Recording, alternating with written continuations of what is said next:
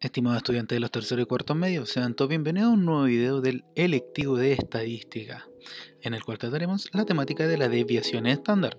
Así que esperando todos se encuentren muy bien junto a sus seres queridos, comencemos con el video. Instrucciones. Anotar fecha y objetivo en su cuaderno. Tomar nota en su cuaderno sobre definiciones, ejemplos y ejercicios. Objetivo. ¿Cuál va a ser el objetivo? Calcular e inferir la desviación estándar de muestras y poblaciones. Vamos a comenzar con una definición. La desviación estándar o desviación típica se define como la raíz cuadrada de la varianza. Como la varianza utiliza datos cuadrados, se prefiere el uso de la desviación estándar para tratar la dispersión de datos porque relaciona la misma variable, que era una de las cosas que nosotros habíamos inferido en la clase anterior, que este tema de una varianza con datos al cuadrado se me deformaba un poquito la visión de la dispersión de los datos que estamos nosotros estudiando. Entonces podemos encontrar a la desviación estándar como una letra chi, una letra S, SD, en su caso cuando estamos hablando en inglés, y DS es la traducción de SD, de desviación estándar, ¿cierto? Lectura y escritura, siguiendo lo último. Cuando tenemos una muestra, la vamos a señalar con una S mayúscula. Esa S mayúscula viene de la raíz cuadrada de S cuadrado. ¿Qué va a hacer? Cuando nosotros calculemos la varianza, ¿no es cierto? Teniendo en cuenta que en una muestra le restamos 1 a lo total de datos, todo eso que tenemos ahí, le aplicamos al final la raíz cuadrada. Eso es lo que nosotros agregamos ahora en la desviación estándar. Para el caso de la población, chi es lo mismo que la raíz cuadrada de chi cuadrado, ¿cierto? Le aplico la raíz cuadrada a la varianza. Entonces, calculo la varianza. Recordar que aquí no se resta 1, sino que se toma la población total. Calculo la varianza y al calcular la varianza finalizo con la extracción de la raíz cuadrada y ahí obtengo mi desviación estándar. Entonces, comencemos con el cálculo. Cálculo de la desviación estándar de datos no agrupados. Nosotros hemos visto este problema desde el promedio. Recordar que el promedio era 6,5. Entonces, con primera instancia tenemos que calcular la varianza.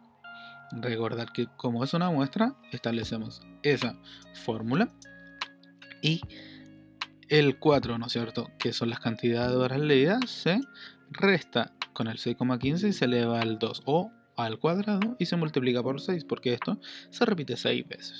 Y lo mismo en cada uno de los pasos, ¿no es cierto? 7 menos 6,5, todo eso al cuadrado multiplicado por 6. Lo mismo acá y 9 menos 6, ¿sí? Lo mismo.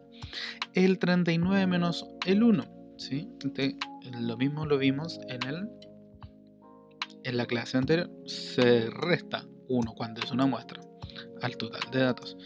Y todo esto me va a dar 87,077 dividido 38, cuya varianza es 2,18, ¿no es cierto? Entonces aquí teníamos 2,18 horas dedicadas a leer a la semana al cuadrado. Por lo tanto, ahora lo que hacemos simplemente es extraer la raíz cuadrada de eso y me va a dar 1,48. Entonces, cuando yo calculo la desviación estándar de esta muestra, establezco que 1,48 horas dedicadas a leer en una semana. Esa es la desviación estándar. Desviación estándar respecto aquí al promedio, ¿sí? Tenemos que tener en cuenta eso. No es que sea 1,48 por sí solo, sino que es con respecto al promedio. De ahí vamos a ver la representación, digamos, dentro de una pequeña recta. Cálculo cuando son datos agrupados. No hay ningún problema con la fórmula, solamente que ahora vamos a utilizar esta cuando n no se le resta 1, ¿no es cierto? Porque es una población. 12,8 es el promedio. Entonces todas nuestras marcas de clases las restamos con el 12,8 y las elevamos a 2. 12 menos 12,8 elevado a 2. 6 menos 12,8 elevado a 2. 10, 14, 18, 22, menos 12,8 elevado a 2. Y obviamente los calculamos cada uno de esos resultados respecto a su frecuencia correspondiente. El 3 con S, el 15 con S, el 22 con esta de acá, y así sucesivamente. Sumamos y dividimos por 90. Entonces me da 2446,4 dividido 90. Eso me da un total de 27,18, ¿no es cierto? Pero ahora son horas cuadradas. Por lo tanto, le aplicamos la raíz cuadrada y me da 5,21 horas. Entonces 5,21 horas dedicadas. Esa es la desviación estándar. Muy bien, ahí Goku nos da el paso con su dedito para arriba. Una representación. Entonces, nosotros teníamos que en el primer caso era 1,48 la desviación estándar, ¿no es cierto? La desviación estándar normal respecto al promedio. Entonces, los datos normalmente se van a encontrar acá, arriba del promedio, como también abajo del promedio, ¿cierto?